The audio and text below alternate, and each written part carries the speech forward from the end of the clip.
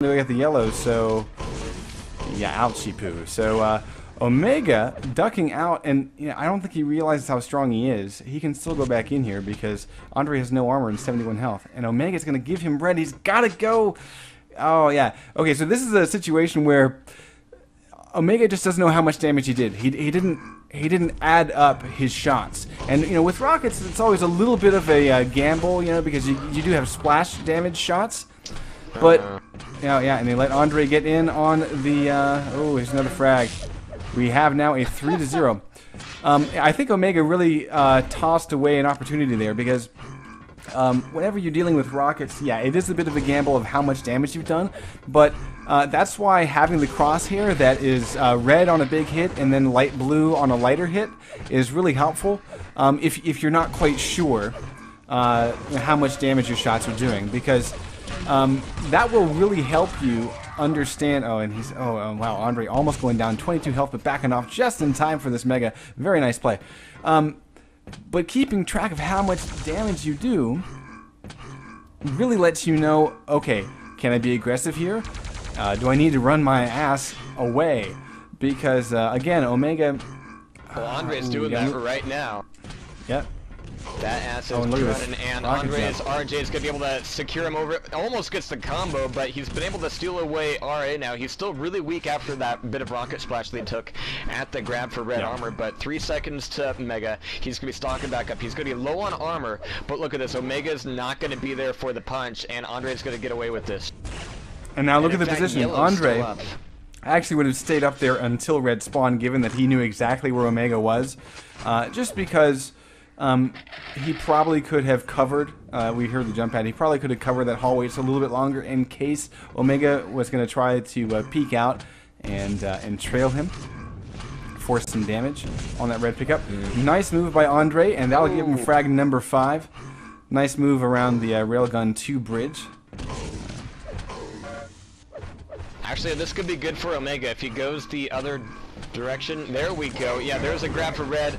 Nice one on the spawn. And a nice face rocket too. Andre back out of there with the rocket. Yeah. And now he's still low on weapons. He's still got nothing but the red armor and a bit of shoddy.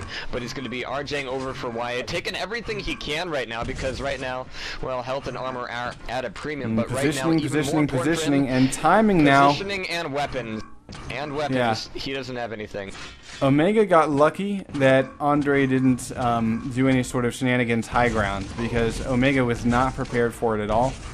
He was making assumptions about where Andre would come from, and that's all well and good until your opponent does a rocket jump. You can be like, I last saw him on the lowest tier, so I will now turn around and wait for him to come. But when you're playing against, oh, that's a big rail. When you're playing against somebody, ooh, that's 2.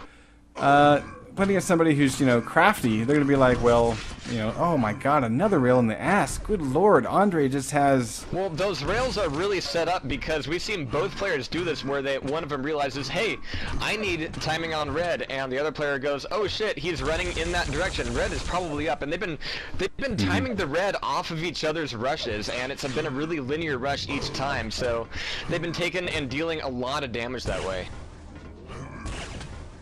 Now look at this, Andre out of position, does the exact right thing. He just backs off and tries to do damage. He did hit one rail, and he follows up with a pair of rockets to give him frag number 6. Ladies and gentlemen, that is exactly what we like to see, and very well played. And notice that at the start of that fight, Andre really didn't have a whole lot of stack. He had a yellow armor, and I think a couple of points of mega health ticking down. But that was it. I mean, he started that fight with... like what? 160 health and armor total, whereas Omega had gotten red armor, I think, twice in a row, maybe. So yeah, really smart play by Andre, and he's managed to control Mega, and now he's going to start being able to control red. So I'm liking what Andre's putting together. So yeah, 42% railgun, very nice. And he still doesn't have timing on this, so it's been a really, really kind of awkward match where you see a lot of these fights happening in some really various places that normally you wouldn't see those kind of situations come up. But now Andre's back up on stack, and he's looking to walk all over Omega here. He's up by 8. but that red was getting a little dusty being left up there. So, you know, Andre didn't have timing on it, but you know what, Omega didn't even have timing, and he didn't even, you know, check it, really. Yeah, but here's the thing. Andre, though, for his lack of timing, he wins on position. He's done really well with positioning this entire game, where he knew that red armor was coming up, I would guess. But he also knew that his opponent was stuck. What? Ooh. Are you 999? Am I?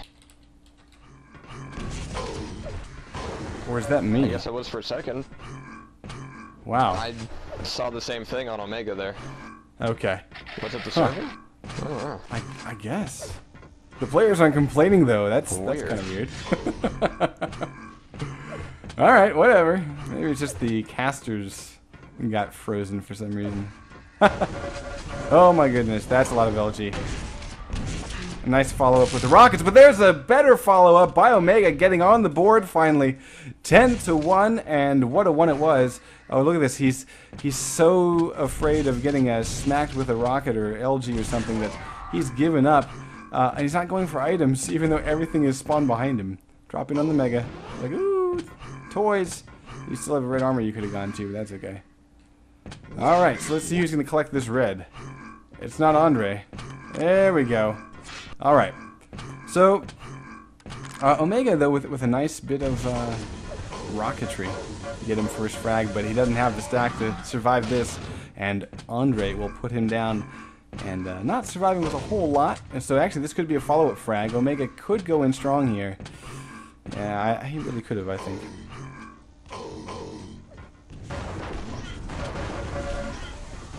Alright, so final 30 seconds, Andre on the board, and actually, you know, if he had a bit more of the stack and given some more opportunities, we could have seen him get more of that. But just like you said, Andre was just in the better place, in the better position, just for more of that time. So with only 15 seconds left, Omega's going to be losing out on DM6, but you know what? We can always give the benefit of a doubt.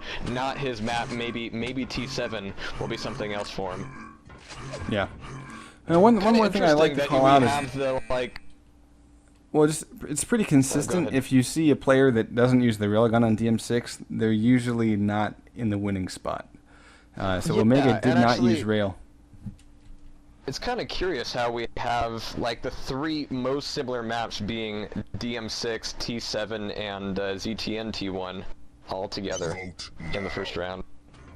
And we're waiting for the F3s. This is going to be the second map between TLK Omega and Andre 3000. Let's not forget that underscore. So, Andre able to take down Omega in the first match, but of course, this is the Evil Geniuses Masters Cup Series, Round 1, sponsored by MSI Notebook, and Jahar, take us away. Alright, going to be seeing Omega, the guy who's got everything to lose right now. He's going to be starting off red armor, getting out of the room a little bit slow, but picking up everything on his way out there. So he's going to be able to make it back over to the Mega Hill side of the map. Just got picked up, but he's still got rocket launcher. Yeah, he needs weapons right now. I mean, for all that time in the red armor room, he really needs to be picking up more weapons and going along the right side of this, looking for the YA, and in fact being late. Well, I don't know. Is he gonna be able to use it much? I mean, that cost him red armor, and if he doesn't get back, I mean, this is really the worst place to be entering the mega room from that left-hand corridor.